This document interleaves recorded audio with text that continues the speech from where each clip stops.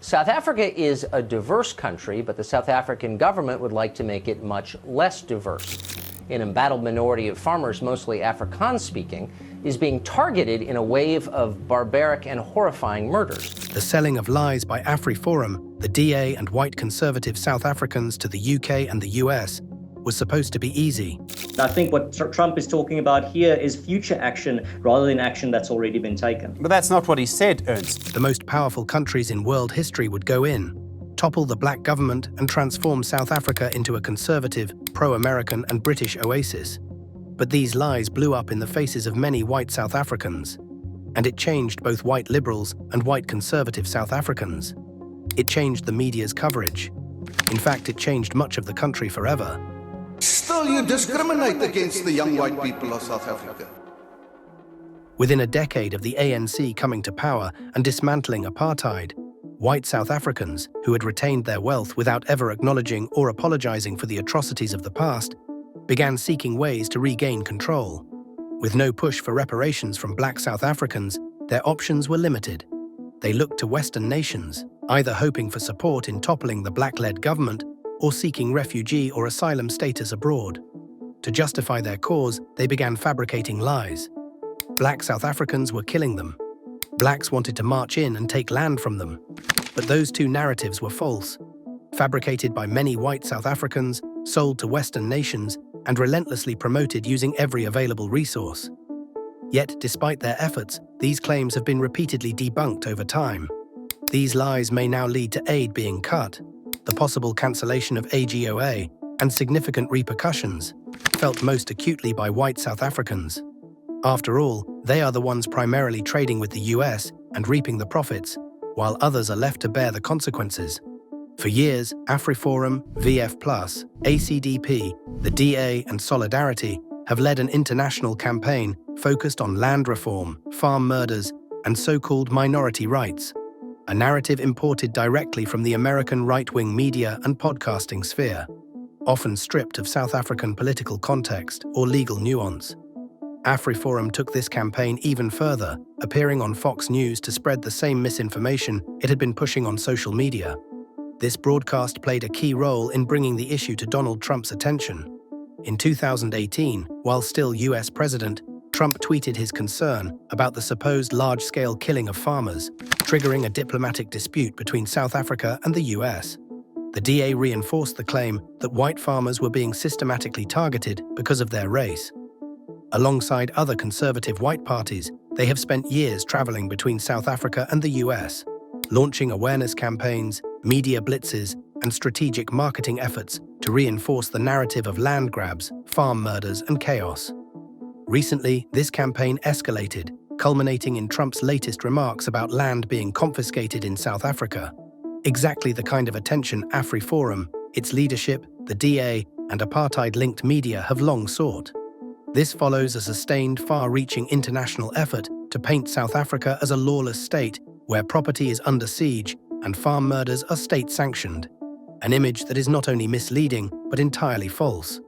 If you're looking for the clearest example of what Trump calls a massive human rights violation, involving the unjust seizure of land, you need only look back to the 1913 Natives Land Act, which stripped thousands of black families of their land without compensation.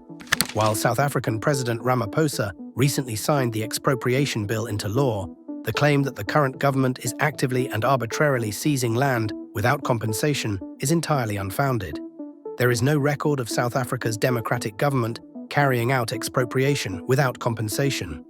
The recently signed Expropriation Bill includes strict safeguards, even in cases where nil compensation may apply. The updated Expropriation Act does allow for land to be taken without compensation, but only under specific conditions, such as when land is abandoned, unused state-owned property, or acquired illegally. Even in these cases, the process must align with Section 25, subsection 3 of the Constitution. Any expropriation must consider the reason for the seizure, the property's current value and use, whether the state has made direct investments, and the history of its acquisition. No land has been expropriated under this law yet, and any expropriation without compensation cannot be arbitrary. It remains subject to strict constitutional oversight and must be justified in the public interest. In cases of dispute, South African courts will have the final say. Trump's suggestion that widespread land seizures are occurring is baseless and misleading. If white conservative South Africans had simply read the bill, they wouldn't be pushing a narrative that doesn't exist. The new bill builds upon the Expropriation Act 63 of 1975, which allowed for the expropriation of land and other property, but did not permit land to be taken without compensation. Long before this, the Native Lands Act was enacted to forcibly remove black people from their land, laying the foundation for land dispossession in South Africa. Trump's use of the term confiscation falsely suggests that land is now being seized arbitrarily, without due process or fair compensation. In reality, South Africa's land reform policies have historically followed a willing buyer, willing seller model, where the government purchases land at market-related prices. The country's constitutional framework prioritizes expropriation with compensation as the general rule, ensuring that any compensation is just and equitable based on a clearly defined formula. Before this new act, there was never a law in democratic South Africa that permitted expropriation without compensation or the arbitrary deprivation of property. Even under the new law, the government must follow strict legal processes and can only consider expropriation in specific cases, such as when land has been abandoned, left unused, or when the owner cannot be traced. Land that poses safety or health risks to the public may also be subject to expropriation. Exceptions apply only in cases where individuals have held land for decades without using it, do not reside in the country, or are listed as owners in the deeds registry but have since abandoned the property. The Act also affects state organs, allowing for the expropriation of government-owned land that is recorded in their balance sheets, but is not essential to fulfilling their core functions. Many white conservatives, along with prominent South African journalists, eagerly spread false claims about the bill, some even going so far as to call it ethnic cleansing. These narratives were amplified through podcasts, front-page headlines, and relentless social media campaigns, ultimately influencing foreign leaders in Washington. Elon Musk played a significant role in fueling these falsehoods, using his platform to amplify the misinformation even further after acquiring Twitter. In South Africa today, racism is rife. The economy is run by the white minorities who are the beneficiaries of apartheid. The TRC yielded zero reparations. Poverty is widespread. Basic services are sporadic, and trying to dine in many areas is still impossible as services mainly go to white people.